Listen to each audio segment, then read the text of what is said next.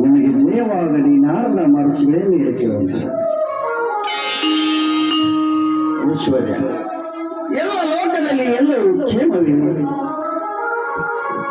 ಪರಮಾತ್ಮ, ಭೂಲೋಕದಲ್ಲಿ ಅನ್ಯಾಯವು ಧರ್ಮವು ಹುಟ್ಟು ಹೋಗಿದೆ. ಹೀಗಾಗಿ ಪರಮಾತ್ಮ ಅನ್ಯಾಯವು ತಾಂಡವಾಡುತ್ತಾ ಇದೆ. ಪರಮಾತ್ಮ ತಮಗರಿಯದು ನಮಗರಿಯದೆ.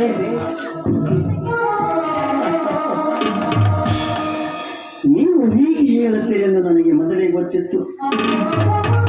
ನೋಡಿ ಈಶ್ವರ, ಆಗಿನ ಕಾಲದಲ್ಲಿ ಎಲ್ಲರಲ್ಲಿ ಧರ್ಮವು ತುಂಬಿ ತುಳುಕ್ತಾ ಇತ್ತು. ಹೌದು ಪರಮಾತ್ಮ, ಭಕ್ತಿ ಭಾವ ಹೆಚ್ಚಿತ್ತು, ದಯ ಅನುಕರಣೆ ಮೂಡಿಕೊಂಡಿತ್ತು. ಹೀಗಿರುವಾಗ ಯಾವ ಅನ್ಯಾಯ ಅಧರ್ಮವೂ ನಡೆಯುತ್ತಿರಲಿಲ್ಲ. ಆಗಿನ ಕಾಲದಲ್ಲಿ ನನ್ನ ವಾನವಾದ ನಂದಿಯು ಎನ್ನ ಮುಂದೆ 4 ಕಾಲ ಧರ್ಮದ ಮೇಲೆ ಎದ್ದು ನಿಲ್ಲುತ್ತಿತ್ತು. ಪರಮಾತ್ಮ, ಈಗಿನ ಕಲಿಯುಗದಲ್ಲಿ ನನ್ನ ವಾನವಾದ ನಂದಿಯು ಎನ್ನ ಮುಂದೆ ಮಲಗಿಕೊಂಡಿದೆ.